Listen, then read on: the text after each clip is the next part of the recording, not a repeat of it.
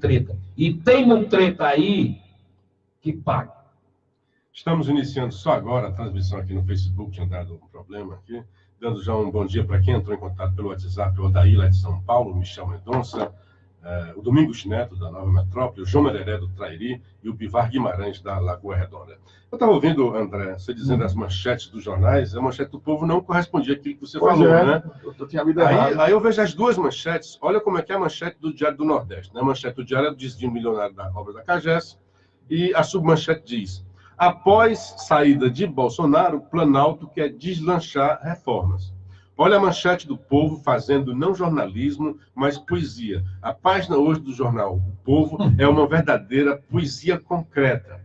Então, Poesia macabra. Poesia concreta. Põe a foto do Bebiano lá embaixo, abre uma tarja preta na vertical, põe a foto no pé da página do Bebiano deitado olhando para cima, e o título é Ministro cai, a crise continua. Isso não é uma manchete, isso é um desejo. Manchete sacana. Isso é um desejo, né? Isso é narrativo, Aí, isso não é jornalismo. no título diz: Gustavo Bebiano é exonerado do cargo de secretário-geral da presidência, ponto, né? Interferência dos filhos de Bolsonaro ainda gera instabilidade no Planalto quanto à governabilidade. Preste atenção, preste atenção. O que está dizendo? Olha, aí você vai lá para dentro, eu fiquei curioso, né? Aí o título lá dentro: exoneração não encerra a crise no governo. Aí você lê a matéria, é só especulação. O que é que pode gerar crise, né? Segundo o Jornal Povo, a crise não foi encerrada, a crise continua. Mas quando você vai ver a matéria, é assim: há uma possibilidade de crise caso o Bebiano saia atirando. O Bebiano já disse que não vai atirar em ninguém. Essa demora que foi ruim para o governo, né, essa fritura em praça pública, essa demonização do ministro, não foi bom para ninguém. Nem para o Bolsonaro, nem para o Bebiano, nem para o filho do Bolsonaro, nem para o país. Não foi bom para ninguém. Não foi uma prática boa de governo. O governo está aprendendo, é claro. O governo é neófito. Bolsonaro até então era deputado, não sabe como governar ainda direito esse negócio daí. Mas tem gente que sabe e está ajudando o Bolsonaro. E ajudaram a superar a crise. Não é na manutenção da crise. Os filhos, lamentavelmente, o vereador ajudou a botar fogo nessa crise e aumentar, dar uma dimensão maior por uma crise que não existia. Nessa mesma negociação, já que o Jornal Povo faz uma especulação, ele deixa de lado um outro aspecto positivo. E que a crise, né, tem um termo chinês que, na verdade, o outro sinônimo seria oportunidade. Toda crise é uma oportunidade de crescimento. Esperemos que o país e que Bolsonaro aproveite essa crise para crescer, para amadurecer. O que é que faz isso? Os próprios militares, que são acostumados com o poder, né? Militar quer dizer poder, né? Poder militar, e chegaram: olha, vamos ter que tirar o cara, o Bebiano é insustentável. Vamos tomar, depois dessas guerrinhas lá, dessas incompreensões, ontem o Bolsonaro foi no ponto. Houve uma incompreensão, uma interpretação de texto desde o início. Quando perguntado sobre crise, e o Bebiano disse que não, eu continuo no governo. Eu falei 3 vezes com o presidente e ele não me disse nada. O que ele está dizendo aí? Eu não vou ser demitido, porque o presidente, falei com ele, não me disse nada. Se ele quisesse me demitir, já teria dito. Aí, na interpretação errônea do Pitbull, porque cabe ao Pitbull atacar e não raciocinar, ele entendeu que o Bebiano estaria dizendo que o Bolsonaro estaria avalizando uma prática irregular, ruim, ilegal do Bebiano. Mas o Bebiano não tinha dito isso. E quando o Bolsonaro, filho, vai para a internet chamar o outro de mentiroso, também foi mal interpretado, porque esquece, porque no texto do Carlos, dizia que não, ele não falou sobre isso com meu pai. Mas o Bebiano não havia dito. Então, o Flávio Bolsonaro estava desmentindo algo que não havia sido dito. Então, a grande mala interpretação foi a partir daí. A partir daí... E a imprensa fez a festa. Não, fez a festa, claro. Aí os ruídos, né? A queimação do ministro. O ministro não gostou, obviamente. Não se faz jamais aquilo, mesmo que fosse um desmentido, mesmo que o Bebiano tivesse mentido, a forma foi completamente extemporânea. Foi uma forma deseducada, descortês para inimigos. Imagina para um alinhado de primeira hora e um cara que era admirador. No fundo, há aí um certo ciúme do filho, porque o Bebiano cresceu muito no gosto do Bolsonaro, fez muito pela campanha do Bolsonaro, é verdade, mas não, ele tinha que sair, não havia mais como o Bebiano continuar no governo. E ele tinha que baixar, realmente esfriar a cabeça, se for o caso, aceitar. Que aí o Bolsonaro disse, olha, eu estou realmente... Ali fosse como um reconhecimento de culpa do Bolsonaro. Tipo assim, eu embarquei na do meu filho. Então, mas não tem como você continuar no governo. Você não quer ir lá para Itaipu, ajudar a gente lá no Itaipu, ir para uma embaixada? É como assim, olha, eu não quero deixar um aliado no meio da fogueira. E o Bebiano ainda com a cabeça quente, né? Porque eu entendo também, né? Porque você é atacado injustificadamente, é difícil de você aceitar. Você tem que ter muito sangue de barata, né? Para aceitar isso daí. O Renato alertou ontem, Luciano, o Renato tem razão. Tem a quarentena para ex-ministro. Ele não pode assumir nos próximos 100 dias. Pode. A embaixada ele pode. Não, ele não pode, assim, na estatal ele não poderia. A quarentena, André, é para privada, certo? Porque ele não pode levar informações do governo para iniciativa privada. Para cargo público não. Para cargo público não. Porque a ideia é assim, ó, você está dentro do governo, aí você sai do governo e vai para a iniciativa privada levando essas informações relevantes ou estratégicas e vai fazer uso dessas informações para o direito privado, né? Então, numa estatal, por que ele não pode? Ele não pode porque há uma lei recente dizendo que quem for presidente de partido, políticos, até... aí sim, não é quarentena, mas tem um tempo aí. Se foi presidente de partido há tantos meses, não sei o que mais lá, não pode exercer a presidência de uma estatal. Mas uma embaixada, ele poderia com tranquilidade. Pode. E eu acho que ele deveria assumir esse negócio daí. Ele vai assumir, ele vai... Então, agora... Não, é questão de vaidade. A crise, mas é o que sofre, Renata. A injustiça bate.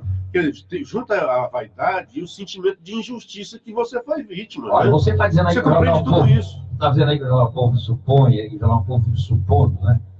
A Folha foi pior. Não, mas Folha... uma matéria da Folha dizendo o seguinte, que o Bebiano exigiu para sair que o Bolsonaro gravasse o vídeo e dissesse exatamente aquilo que ele disse. Rapaz, como é que o jornalista... O José de Souza está dizendo isso na coluna dele. Não existiu assim. O que acontece nessas horas? Chegam os bombeiros. Né? Então os bombeiros chegam, Bolsonaro... Rapaz, você tem que... Isso é normal. Os bombeiros chegam para isso mesmo. Olha, eu vou reconhecer o seu trabalho. Isso tem nada a ver com chantagem, a liturgia. Isso é a liturgia das exonerações. Olha, todo mundo que foi exonerado, ninguém sofreu uma humilhação em praça pública, como o Bebiano. Então você tinha que fazer um gesto, Renato, dizer assim, olha, foi mal, né? Tipo assim, foi mal, eu reconheço a seriedade do seu trabalho, a sua qualidade, a interpretação foi ruim. Você tinha que fazer um gesto nesse sentido. Porque senão era você chamar o cara para atirar em você. Você esculhambar o Bebiano, estou tirando porque você é um ladrão, porque você não presta. Ora, vire de lá para cá, toda ação tem uma reação. Então o Bolsonaro tinha que fazer isso. Eu acho até que o texto foi ruim. Poderia ter sido melhor. E essa história de foro íntimo também não é uma coisa muito bem explicada, né? Tem que dizer o seguinte, olha, houve aí, era um problema pessoal também deles, né, de confiança. Houve uma quebra de confiança. Eu acho que o discurso é quebra de confiança. Na hora em que o doutor Bebiano, para se defender da acusação de que era mentiroso, revelou também uma inconfidência. Não podia. A de que o Bolsonaro não queria que ele recebesse o povo da Globo, né? Então deixou claro...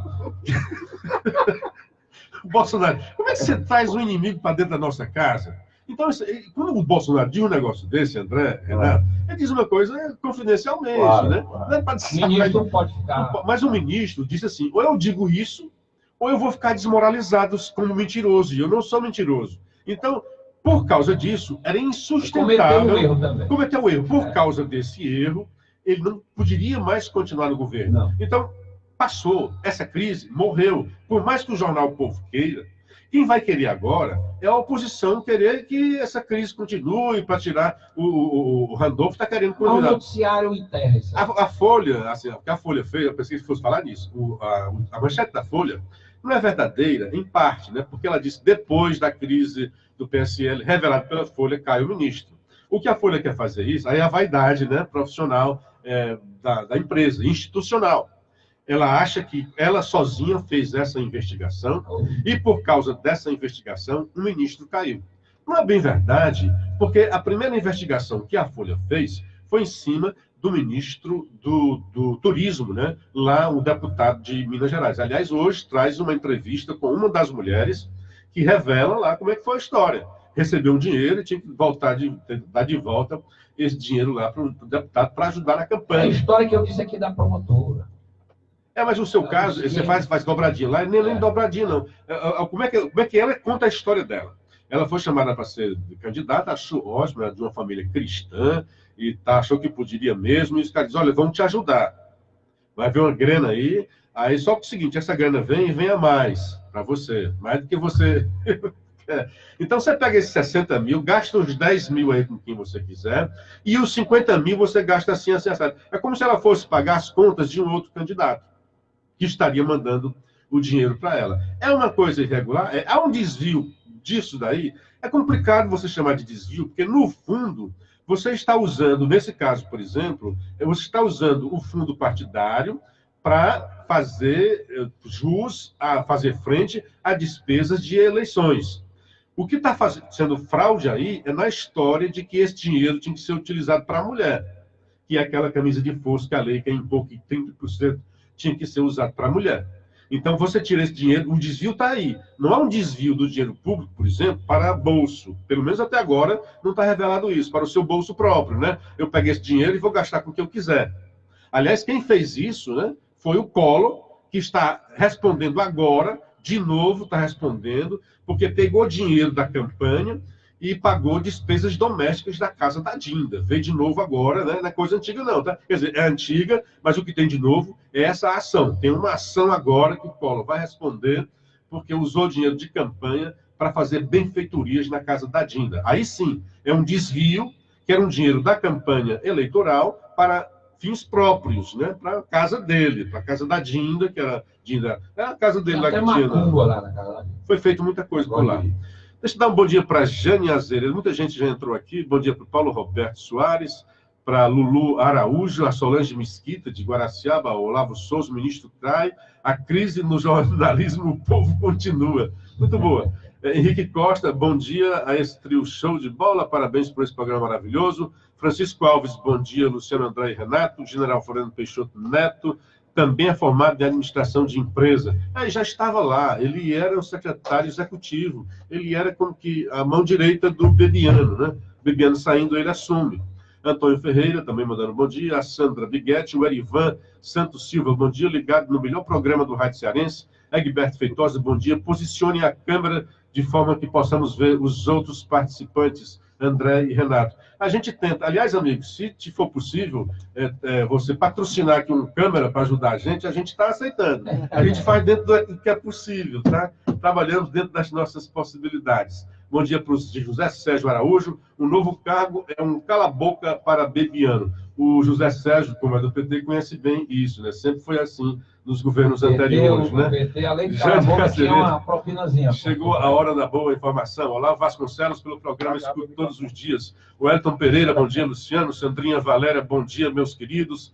Catarina Soares, bom dia. Manuel Azevedo, rapaz, se forem prender políticos por essa prática, não fica ninguém. Abraço ao trio. Atenção, câmera para os demais. Hoje é dia de superlua. Quem quiser, hoje é a melhor superlua de 2019. A superlua, só lembrando, é quando a Lua atinge o perigeu, que é o ponto de órbita mais próximo da Terra. O que é isso aí? Olha a capa. Olha a capa do Isso é um poema concreto, né? Não, isso aí é... Não é jornalista. Isso é jornalista. Eu não sei, você ainda perde o tempo com esse negócio. Hoje, quem quiser ver, André, hoje tem a superlua, que já aconteceu também em janeiro, embora em janeiro ela estava mais distante. Você vai para nesta terça-feira, não sou doido, ela vai estar mais pertinho. Mas você pode ver a superlua, por exemplo, lá daquele espigão ali do Ideal. Ali a lua vai estar uma beleza. Legal. Então você fica aí no boteco, olhando para a superlua e tomando um chopp. Qual o problema? E na Prato Futuro? Hein? Prato Futuro. Mas aí eles levam junto com a superlua e eles levam para o espaço junto. Quem é que vai para Prato Futuro à noite, André Capiri? Quem é que vai? Mas eu vou ver essa superlua hoje. Deve estar belíssima. Uma outra notícia aqui interessante para os nossos ouvintes, essa notícia está aqui no Globo, é o seguinte. Você se lembra daquela foto, aquela famosa foto, quando terminou a Segunda Guerra Mundial, as principais capitais da Europa explodiram em festas, não é? Isso é natural, né? Natural, tem o famoso discurso do Winston Churchill ao lado da rainha, lá na sacada do Palácio de Buckingham, em Londres, né? O Churchill foi o grande artífice da vitória dos aliados, né? Ele, o grande estadista, o maior estadista do século XX, Sir Winston Churchill. Mas tem uma foto icônica, que é um marinheiro abraçando uma marinheira, aliás, uma enfermeira na Times Square, que é aquela avenida central de Nova York, dando um beijaço na boca dela. Essa foto ficou icônica e significou a volta do amor depois dos tempos de guerra. Depois o marinheiro morreu aos 95 anos. O marinheiro que beija uma enfermeira na Times Square, enquanto as pessoas comemoravam a fim da Segunda Guerra, ele morreu aos 95 anos e formou a filha dele a um jornal americano. O nome dele é George Mendonça, sofreu um derrame domingo depois de cair no asilo onde vivia em Middleton, Rhode Island, ali na região de Nova York. A filha dele, Sharon Muller, que deu a informação. Na famosa imagem, uma das 4 do fotógrafo Alfred Eisenstadt, para a revista Life, Mendonça é visto curvando sobre a mulher para beijá-la. Ele esteve imobilizado no Pacífico durante a Segunda Guerra, estava de férias quando a fotografia foi tirada. Durante muito tempo ele garantiu que era o marido da foto, mas isso só foi confirmado com o uso da tecnologia de reconhecimento facial. Greta Zimmer Friedman, a mulher da foto, morreu em 2016, aos 92 anos. Eisenstadt, o fotógrafo, não pediu os nomes dos dois estranhos, que capturou com sua câmera enquanto eles se beijavam. Mais tarde, escreveu que viu como o marinheiro correu pela rua e tomou nos braços a primeira jovem com quem cruzou. Corri na frente dele com a minha Leica, olhando por cima do meu ombro, mas nenhuma das fotos possíveis me satisfazia. De repente, vi alguém agarrando algo branco. Me virei e cliquei no momento em que o marinheiro beijou a enfermeira. Se ela estivesse vestida de preto, nunca teria tirado a foto. Olha que coisa maravilhosa. O cara correu, pegou a mulher que ele nem conhecia, tacou o beijo na boca e ela retribuiu. Porque era um momento de catarse. A lindeza, né? Beleza. O cara né? chega da guerra, Que beleza. sobrevivente. Já é uma vitória, né? Sim. Chega seco, né? Não? Seco. Literalmente. Encontra uma mulher linda, né? Linda. E dá um beijaço daquilo. Rapaz, aquilo é um poema. Não, poema. Isso sim é um poema, não é uma capa de É, jornal. exato. Um poema concreto, né? Que não tem muito lirismo, né, naquele negócio dali, né? Vocês viram o ministro... Não, deixa eu só agradecer aqui, ó. O Egberto Feitosa, vou mandar mais uma câmera para vocês, pois o programa é excelente. Olha aí. Estamos aguardando, viu? Olha aí. Bom dia para Helena Soares. Aí vamos ver se o faz, opera aqui a câmera. Flávio Cavalcante, bom dia a todos. Como admiro esse general Heleno. Também estou entre seus admiradores, viu? Suas posições sempre coerentes e duras quando necessário. Desculpa, Rapaz, André. o ministro Bellis se desculpou, né? Quem? Ricardo Bellis. Quem é esse ministro? Da educação. O O venezuelano. nome é esse mesmo? Vélez. Vélez. Bellis, Porque o V em espanhol tem intenção de ver. paca Enfim. com V ou com V, né? Mas ele se desculpou, disse que foi mal entendido, foi mal interpretado pela revista Veja. Agora, ontem eu estava no Não, carro.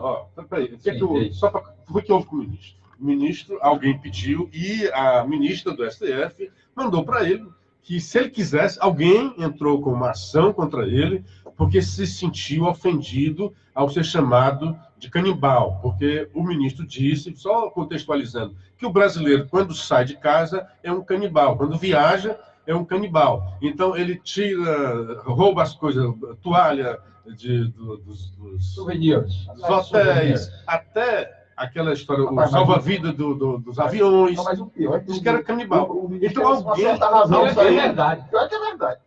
Quem já não fez isso? Pior que é verdade. Eu vi aqui o cara brincar, o Plínio fez um artigo sobre isso. No máximo, eu venho com shampoos. É o que ele revela, né? Mas eu acho que muita gente traz realmente alguma coisa, né? Que isso não é bom. E foi o ministro que disse, olha, isso é uma característica e que tem que ser combatida na escola. Na escola tem que demonstrar realmente que isso não é correto. O que não é seu é um problema de educação. É isso que ele quis dizer. Então teve gente que se sentiu ofendida e entrou com uma ação no Supremo. Aí a ministra mandou para ele lá dizendo que se ele quisesse, o bom é assim, né? Se ele quisesse que ele se explicasse. Então ele pegou a oportunidade para se desculpar. O que ele quis dizer ali é fazer um alerta que nós precisamos realmente melhorar a nossa Nas educação. escolas do país do primeiro mundo, André, ao invés de estarem preocupados com o menino vestido de menina e menina vestida de menino, como é essa besteirada aqui dessa turma de esquerda, lá eles ensinam valores. Quais são os valores que são ensinados? Que o Brasil tinha que voltar a ensinar aqui. Quais são os valores? Valores da família, valores de respeito à individualidade, E valores de básicos convivência e valores básicos. É simples, é ensinar um menino desde pequeno o seguinte: olha, meu filho, quando o menino pegar. É atrás da educação Pronto, cívica. a educação cívica. Quando o menino pegar o lápis ou a caneta do outro, meu filho, ó, você não pode fazer isso. O que é dela é dela, o que é seu é seu. Você tem que ficar com as suas coisas. Você não pode tomar o que é do outro. Isso você começa a implicar no menino, que quando ele cresce, ele tem que respeitar o que é alheio. E não tentar Mas roubar. aqui aquela Mas tem que começar aquela assim, candidata ao governo cedo. do Rio pelo PT, ela disse que o ladrão tem sua razão. Mas é imbecil. Eu tô falando de coisa, tô falando da gente tentar organizar uma nova geração para esse país lá na frente. Ela pensa Não dá. pelo mecanismo escritor, né? Que ela fez uma ode ao... Rapaz, uma vez eu tava... A escola, ela tem que ensinar, sabe, disciplina à criança. Por quê? Porque a disciplina ali não é que ela vai para o quartel, não. Ela pode até querer ir lá na frente, se ela quiser ser militar, ela entra na academia militar e vai seguir. Se ela quiser ser médica, ela vai ser. Se ela quiser ser jornalista, ela vai ser. A ordem e a disciplina é para organizar a própria vida das pessoas. As pessoas imbecis, essa turma aí, acha que isso aí é querer militarizar as escolas. Não tem nada a ver uma com a outra. As crianças têm que aprender ordem. A sala de aula tem que ser ordenada, disciplina. Porque senão não se aprende nada. Rapaz, vira uma uma vez, bagunça a sala de Uma aula. vez eu estava com meu irmão... Sem disciplina você nem aprende nada. Não aprende nada. Uma vez eu estava com meu irmão Walter Neto, em Barcelona, um frio arretado, no meio do inverno. Estávamos passeando. Aí, No frio, você vai para um bar sem lona, meu irmão. estava numa praça e tinha um leão na Tomar praça. um uísque. Não, e tinha um leão na praça. Leão? Um leão, a imagem do leão. Uma imagem. estátua. Uma Era um estátua. leão, Uma estátua. Tinha uma estátua no leão. Aí, O leão é o leão aí, Fortaleza, de repente tem um camarada tacando o dedo no rabo do leão. Foi. Aí eu olhei pro meu irmão a e disse, estátua do leão. foi. Um cara tacando o dedo Ainda no bem rabo. que não era um leão No rabo do leão. Já arrancava Aí o meu braço irmão dele. disse, isso é coisa de brasileiro, e se duvidar é nordestino. O cara ouviu e disse, nós somos da Bahia. Pronto, aí tá Aí tá explicado. explicado. Agora, eu digo, meu filho, da próxima vez que você for um safari na África, tem um leãozinho lá. Vai Vai no com o dedo fiofó do lá leão. no fiofó do leão. Aí eu quero comprar tosse. Vai, ô saca-trapa. Ele lá. Bom dia para o Francisco Facó, bom dia para o Trio Lar. Tá pegando esse Lar, né? Que para quem não sabe, Lar é o acrônimo aqui de Luciano André e Renato. Foi ótimo ouvir você externar seu pensamento e mostrar conhecimento em relação à igreja quanto ao Padre Cícero. Esse é santo. Muita gente coloca... Quem santificou o Padre Cícero não foi a igreja, foi o povo, né?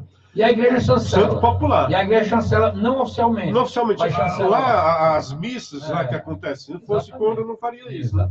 Elísio Xavier, um bom dia a todos os radialistas. Verônica Filizola também mandando um bom dia para nós. A Fidelina também acabou de entrar. E o Váculo Alves. Grande abraço para todos vocês. Vamos ouvir uma rodada dos ouvintes aí, rapidamente. Vamos ao intervalo. Liberarlinha. Ontem eu teve Liberarlinha. um debate longo, né, com o Simonetti. Eu tava 3244 Nossa, não gosto nem de falar aqui, bobagem. 32449449, linha livre. A reclamação é livre. Você liga para cá e dá o seu plá aqui no Hora da Notícia. 3244-9449. Muito bem, pode ligar para cá. 6h30. Vamos para o intervalo? Não? Vamos, e a gente volta já. Os ouvintes podem ligar.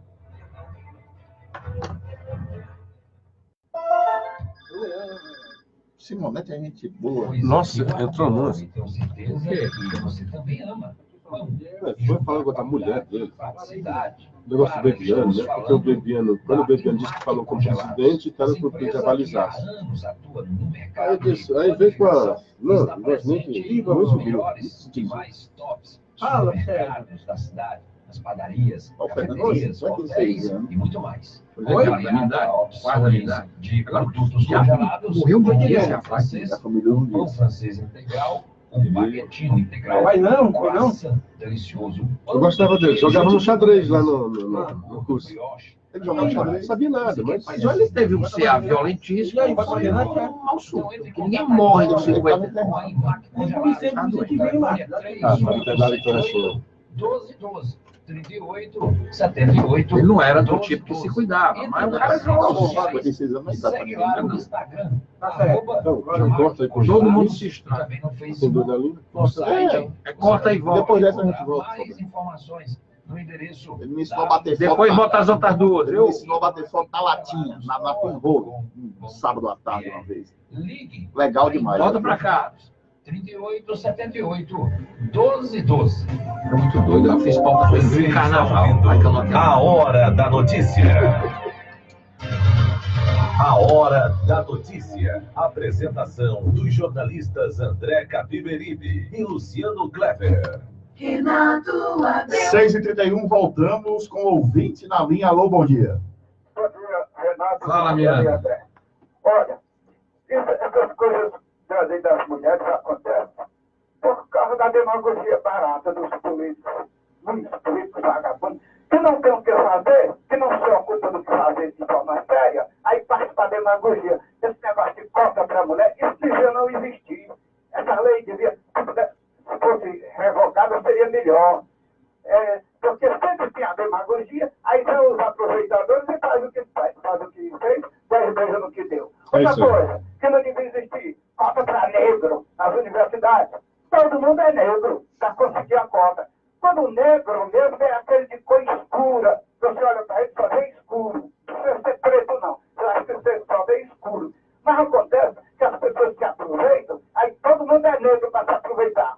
Tem aquela história de beneficiar idosos e deficientes nas filas. Aí vem um vagabundo de 62 anos, novo como todo, estalando, aí entra na fila para pagar as contas dele e dos 10 filhos que ele tem. Quer dizer, isso é uma vagabundagem. Essa cota para deficiente, idoso, para entrar na fila, ter prioridade, devia ter critério, pelo menos. Por exemplo, um horário, 2 horas por dia, 1 hora no começo e outra hora no final. Vamos aumentar para 70 anos agora, tá, senhor Miranda? Porque 60 anos não é velho, não, meu amigo. Uma pessoa com 70, 65 anos é verdade, para deitar e rolar. Então, para terminar, isso fica por conta da demagogia barata de políticos que não se ocupa do que fazer e fica para encher do tempo e notabilizar pela demagogia barata. Obrigado. Valeu. Agora, esse aí é abuso mesmo, porque eu estava numa fila. Faz tempo que eu não vou à fila lá, faz muito tempo isso. Aí tinha uma senhora e chega o garotão, o filho dela, com um bocado de conta e dá para ela pagar. Isso aí é o tal jeitinho pernicioso brasileiro, porque aquela fila dos idosos. Aí outra coisa, os bancos devem atender um idoso e um não idoso, porque às vezes só tem um caixa. O cara não pode ficar atendendo só idoso e o resto. Tem que fazer o devido reparo. E muitas vezes é abuso nessa questão. Tá? Eu sou a favor, né, dessas leis que beneficiam por uma razão até humanitária. Mas as pessoas se aproveitam disso. Elas são a cota para negro, eu acho que a cota tem que ser social. É porque é negro, nem amarelo. Eu sou a favor das cotas. Social. Tem um vídeo aí? Alô, quem fala? Bom dia. Bom dia. Tudo bem, Renato? Tudo? Quem é? É o Francisco Sacola. Fala, Olha, eu Francisco. gostei daquela mesa, viu? Aquele sábado. Ah, Lá sim. naquele restaurante. Lá no Caravelho. Diga o nome. Eu não vou revelar em confidência. Pode aqui. dizer. Cara, velho é legal. Seu Luciano, Oscar. você perdeu, A mesa foi e ótima. André. Foi. Esse Renato não é moleza, viu? Renato, eu gostei demais de conhecê-lo e lembrar da amizade que eu tinha com seu pai. Foi bom. Um bom Um momento. pouco da história Isso. a você. É isso aí, meu amigo. Você é ele todinho, viu?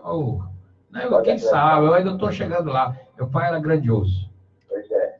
Eu gostava dele. Você quer? Eu vou contar só aqui um pouquinho de história. Eu ia reclamar uma coisa, mas não vou não, sabe? Era a mobilidade na cidade. Meu amigo, eu estou com 78 anos. Você me viu lá? Sim. Com 78 anos, tenho levado tanta pompada nessa cidade, não é brincadeira, por cima dessas calçadas irregulares. Eu não sei quando algum vereador haverá de realmente fazer com que a lei seja cumprida na nossa cidade. Sei. Nós temos que ter esse passeio livre para que a gente possa transitá-lo sem o risco de levar topada e cair, como eu já levei e caí. Isso é muito ruim para um prefeito que dizia que estava a fazer isso e não fez. Isso. Tá bom, meu amigo? Eu acho que, dizendo isso, um abraço aí para o Luciano, que eu gostei demais da leitura que ele fez do texto que eu passei há pouco. Sim. Obrigado, Luciano. Valeu, meu amigo. Vocês continuem dando esse banho de conhecimento e de fazer essa crítica isenta, sem tendência para um lado ou para o outro. Obrigado. Isso basta para todos nós. Valeu. Um abraço. E vamos nos Obrigado. encontrar no Caravelho qualquer dia desse. 6h36, aquela Heineken gelada. Alô, quem fala? Vixe, eu não posso nem falar. Não. Oi, bom dia. Renato, Oi. eu queria me juntar Amigo, o seu nome de onde fala? Diga o nome aí, meu amigo, seu nome. É Monteiro. Monteiro. Do centro. Diga, Monteiro. Renato, a minha reclamação não é só pelas calçadas que estão onduladas. Sim. Porque há um absurdo de ambulantes. Sim. Que não conseguem andar. Praça José de Alencar é uma vergonha. É uma vergonha. E ainda o prefeito está agora diminuindo a General Sampaio para colocar mais ambulantes. Não sei onde é para não parar. E eu não sei como é que o comércio aguenta. Porque é uma competição inteiramente desigual.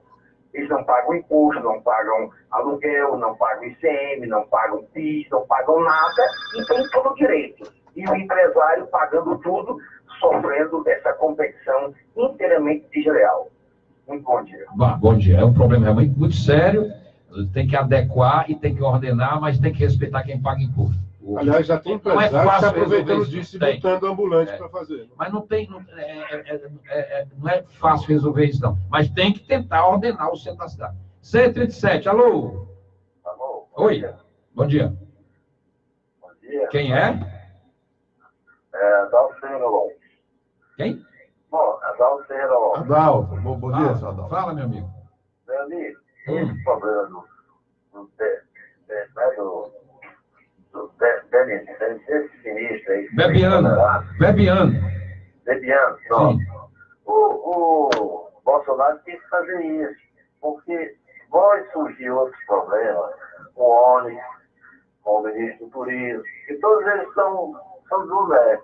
Eles são políticos da tradição antiga, acostumados a mentir, a enganar.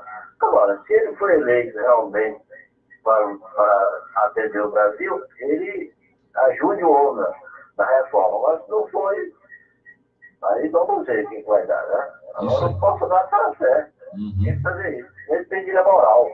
Abrir uma exceção. Tá certo, meu amigo. Bom dia. Tá aí o recado do ouvinte. Tem ainda aí, Saudade? Tem não? Amanhã tem mais. Né? Amanhã tem mais o Povo na Assunção, 6h38. O povo tem a sua percepção. Eu acho interessante a gente conversar com os ouvintes, né? Porque os ouvintes, André, eu estava fazendo um programa no Questão de Ordem, a doutora Gina Pompeu, um abraço a ela, e a doutora Gina levou lá para Questão de Ordem um professor catedrático da Universidade de Lisboa, professor doutor, e ele fez uma abordagem sobre essa questão da pós-verdade, sobre essa questão da narrativa esquerdista. E ele disse uma coisa, Luciano, que às vezes você fala aqui, que há um conluio mundial de uma narrativa de esquerda. Não é por acaso que o filme Marighella entrou sem ser selecionado. São os esquemas que existem no mundo todo. Tá entendendo? Só que o tiro deu com os burros na água. Você sabe que o filme, ele está tão mal contado como um filme da Xuxa, que foi apresentado no festival, aquele Xuxa Superstar. A nota do filme é 3, qualquer coisa. Péssima repercussão junto às pessoas que assistiram. Diz que o filme é horroroso, além de ser mentiroso. Sobre a nota, uma nota. Na verdade, essa nota dele é num site mais famoso dos Estados Unidos, que agrega muitos filmes, é só sobre cinema, e os ouvintes, os leitores, os internautas são chamados a colaborar, assistir o filme e dar aquela nota. Então, a nota dele está abaixo de 3, né? Está 2 e alguma coisa, se não me engano. Está lá embaixo. Pois bem, então ele fez uma abordagem interessante, porque ele disse o seguinte, que ele fez uma constatação que há um declínio do discurso de esquerda no mundo, não foi só aqui no Brasil, nem só, esse declínio aqui na América Latina é mais acentuado, porque os governos de esquerda populistas enganaram o povo, mentiram, e não entregaram o que prometeram, e aí vide aqui o PT, vide o que aconteceu na Venezuela, que está prestes a uma insurreição. A exceção aí é o governo do Evo Morales, que consegue, até o momento, equilibrar, inclusive, um certo compromisso social que ele mantém, e a economia lá está funcionando. Mas quando degringolar, porque a economia degringolando, vai tudo para o espaço. E ele disse uma coisa interessante. Aqui no Brasil, vocês estão vivenciando algo que lá em Portugal nós já vivenciamos. Um governo que é de inclinação direita, mas a mídia tende a taxar de extrema direita, exatamente para jogar esse caráter mais negativo. E ele disse uma coisa interessante. Engraçado. Quando o governo é de esquerda, não é de extrema esquerda. Como é de direita, a mídia, essa parte da mídia que está nessa narrativa esquerdista, diz que é um governo de extrema direita. Não é de extrema direita, é um governo de direita. Como o outro governo não era de extrema esquerda, era um governo de esquerda. Aí ele disse assim, vocês estão vivenciando aqui no Brasil, estão tentando contestar a eleição desse presidente, supostamente porque houve, não é, uma coisa do fascismo, etc, etc, etc. E eu até disse para ele o seguinte, mas doutor, como o Ciro Gomes disse certa vez, não existem 60 milhões de fascistas no Brasil. E o Bolsonaro foi eleito com mais de 55 milhões de votos. Então, esse discurso, ele não se sustenta. Ele disse exatamente. Da mesma forma, não se sustenta o discurso da chamada esquerda americana, que quer atribuir a vitória do Trump aos russos. Isso não tem sentido. O Trump ganhou a eleição porque os americanos resolveram os russos votaram. E os russos votaram nos Estados Unidos. Mas essa esquerda burralda, imbecil, ela fica tentando manipular a consciência dos menos atentos com esse discurso mentiroso de que o Bolsonaro foi eleito por 60 milhões de fascistas. E nós temos 60 milhões de fascistas. Mentira, isso é papo furado. É assim como o Trump não foi eleito pelos russos, porque os russos nem votaram nas eleições dos Estados Unidos. Vamos botar aqui outra pauta. Tem um texto legal que o Hélio Gaspar, vou passar para vocês, fez sobre o Ricardo Boechat, na revista Época. Aí lá para as tantas, tem uma foto do Boechat com Ibrahim, ó, aqui, Renato. É porque ele começou com o Ibrahim. Pois é. Aí diz no texto, o turco, como era conhecido o Ibrahim, né, era perseguido pela fama de não escrever o que publicava, de não saber português ou qualquer outro idioma. Que maldade é tremenda. Mas foi um grande sucesso, né? Agora parece que o William Watt que vai para o lugar dele, não, é confirmado. Não, eu confirmo ainda não. Bom dia para o... Eu sou um bom jornalista, William. Eufrásio Francisco, Valdo Alves, José Albuquerque, Valíris Avelino, João Lima, um excelente programa, e também para Eliane Farias. Pois bem, depois de amanhã, dia 21, o Vaticano vai reunir, fazer um encontro lá para tratar dos abusos na igreja, né? Quando Vaticano, depois de amanhã, durante 4 dias, o Vaticano quer ponto de virada em reunião sobre abuso contra menores. Mas já está vindo aí um novo escândalo na igreja, que já eu vou falar. Então, ativistas não estão otimistas sobre extrair ações concretas de encontro do Papa com bispos para debater casos na igreja. O encontro tem nome forte o bastante para martelar a disposição em virar a página numa crise de longa data na Igreja Católica. Olha o título. O abuso sexual cometido por clérigos e acobertado por bispos contra crianças e adolescentes. Pelo menos já está sendo ousado e corajoso no título que o Vaticano, nesse encontro que o Vaticano vai promover. Bispos, né? Promove a proteção dos menores na igreja, com o Papa Francisco, e 114 presidentes de confederações episcopais, como a CNBB. Minha esperança é que as pessoas vejam isso como um ponto de virada, disse o arcebispo de Chicago. Porque está acontecendo muita coisa, e você reviu agora o Spotlight, eu também. Né? Ficou aqui na minha memória essa história. Na mesma matéria da Folha... Só a minha costa que você está dizendo, tem uma notícia aqui que saiu no jornal lá de Santiago, no Chile, e é da Reuters, dizendo que um investigador do Vaticano, enviado especialmente ao Chile pelo Papa Francisco, para entrevistar vítimas de abusos sexuais, encontrou-se na última sexta-feira com o bispo chileno Juan Barros, acusado de acobertar abuso sexual de menores feito por padres. O investigador é o padre espanhol Jorge Bertomeu. Não forneceu detalhes da entrevista com o bispo, mas disse a repórteres que a reunião havia sido cordial e amigável. Mais cedo, o investigador do Vaticano foi liberado... Não, mais cedo, na sexta-feira, o investigador do Vaticano se reuniu com o arcebispo Charles Siluna, que foi liberado de um hospital após passar por uma cirurgia. Siluna tem se recuperado bem e vai permanecer no país para descansar, disse o porta-voz. Ele está no Chile para apurar acusações de que o bispo Juan Barros escondeu informações a respeito de abusos sexuais de menores. Agora, a matéria é interessante. Ela disse que ele foi ao Chile para entrevistar vítimas dos padres. Aí, ele só conversou com o bispo, que é acusado de acobertar. Eu não sei que investigação é essa. Só uma versão. Aí, que diabo de investigação é essa? Só agora, em 2019, assim, o fato que aconteceu em 2019, Papa Francisco revela casos de freiras usadas como escravas sexuais por religiosos na França. Ex-cardeal americano é expulso, acusado de molestar um adolescente. No Brasil, em janeiro, o padre de Americana, lá em São Paulo, é afastado após denúncias de abuso de menores. E o arcebispo paraibano, a gente falou aqui, proíbe que religiosos frequentem a casa paroquial com pessoas vulneráveis ou crianças. Aí embaixo da matéria tem lá um número assustador de padres gays e estudiosos dão conta de que batina não resolve dão bem conta de viadagem, que na dá igreja certo. deve ter entre 30% e 40% de padres gays. E conta um caso lá de um padre que resolveu sair do armário. O título Não é um armário, é uma gaiola, diz padre católico gay sobre a igreja nos Estados Unidos.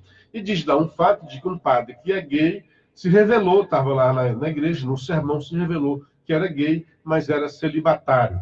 O problema é que a imprensa confunde muito o que é celibato, o que é castidade. Certamente o padre deve ter dito que é gay, mas não exerce, digamos, né, a sua opção sexual. Ele faz a sublimação, que é o que é pedido aos padres celibatários. Porque A maioria, não adianta... então, não faz isso, não, porque senão a igreja estava Exatamente. mergulhada grande nisso quantidade de denúncias em relação a isso daí. E o Papa, o João Paulo dizia isso, né? O grande problema hoje na Igreja Católica é essa camisa de força do celibato, que tem ajudado muita gente durante muito tempo, gays, que não tinham nenhuma vocação para o sacerdote e que não conseguiam sair do armário, iam ser padre porque eram cobrados, né? O rapaz velho, porque não casa, e criava aquela história, né? Então, ele sendo padre, tirava essa cobrança de cima dele. Então, por causa disso, porque os padres não casam, muitos gays que não queriam sair do armário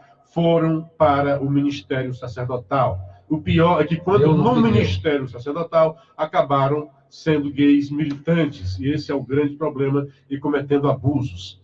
Mas o outro escândalo que vem agora, também causado, na minha concepção, por essa camisa de força do celibato, são os filhos de padres. Né? É outro caso, o cara não é gay, mas ele não consegue sublimar. O que é a sublimação? É você ter um sentimento e tentar transformar, espiritualizar isso, pensar em Deus, deixar isso para lá. Isso é antinatural.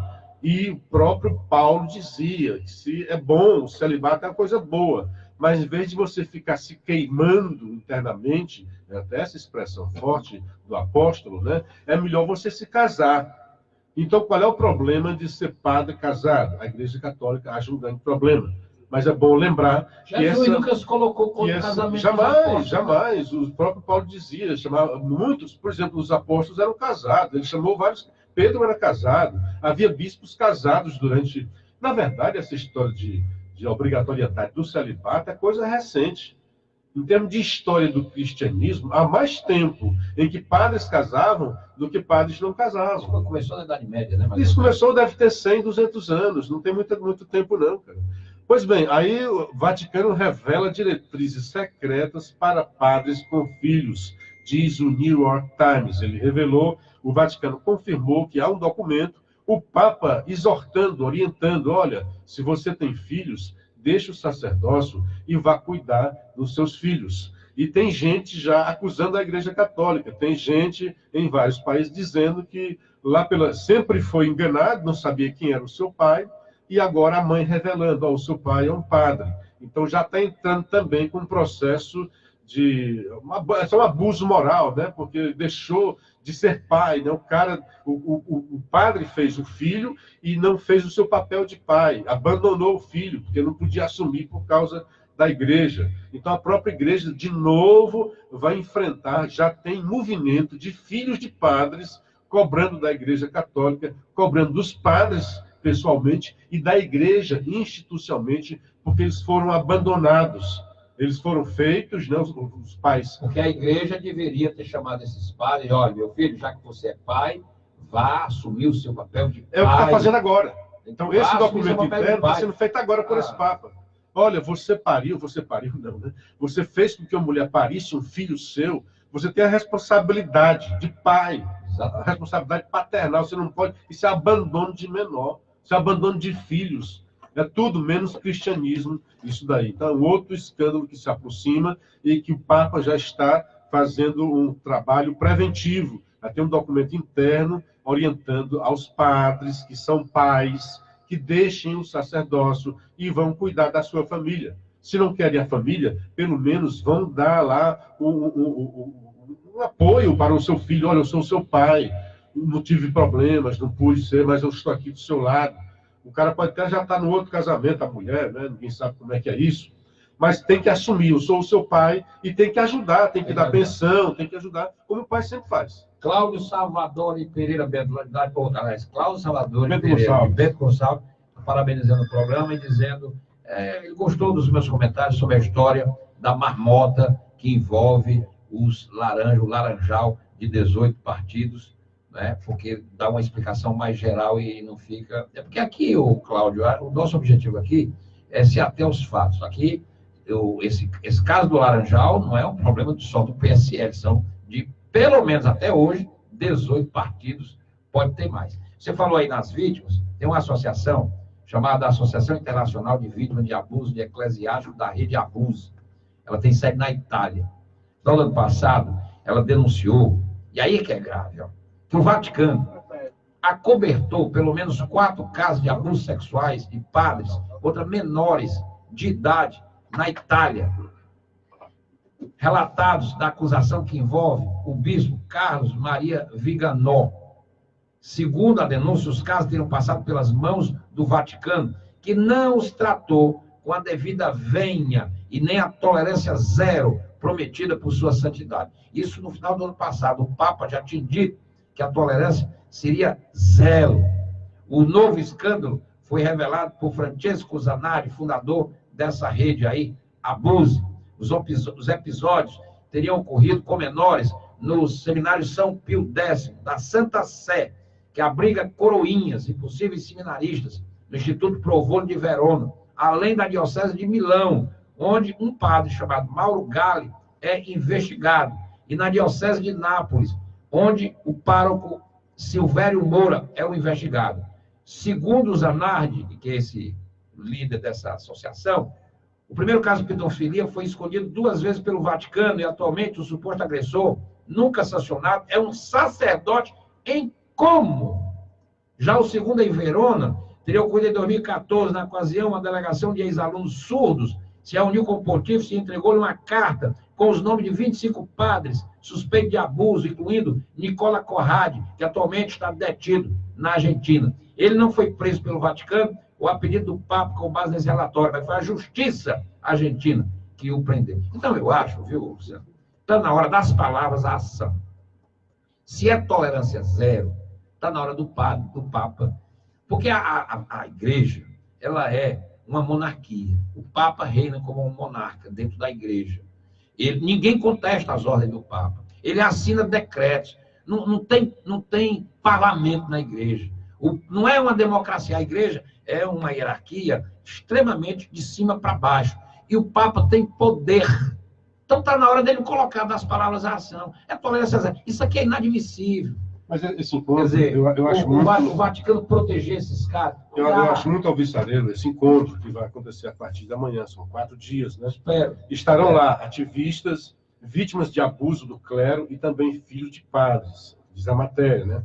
Um deles é Vincent Doyle, um psicoterapeuta. Essa roupa suja. Vamos fazer isso, né? Um psicoterapeuta da Irlanda que descobriu que seu pai biológico é, na verdade, o padre que lhe foi apresentado pela mãe como padrinho, informou o Times. Nós somos escritor e filho de padre. Este será o próximo escândalo, afirmou Doyle ao jornal. Há crianças por toda parte. Doyle criou uma rede para ajudar outras pessoas que, como ele, sofriam com a vergonha de ser fruto de um relacionamento que poderia levar a um escândalo na igreja.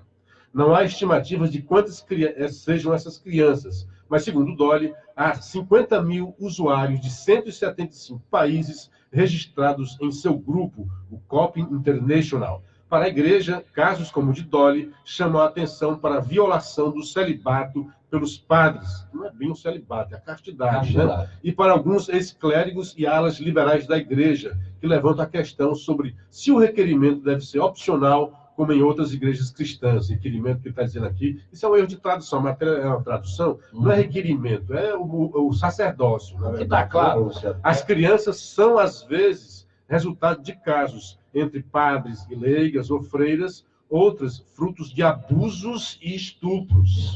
Olha, O que está claro, lamentavelmente, eu sou católico, é que isso está disseminado, não são casos isolados.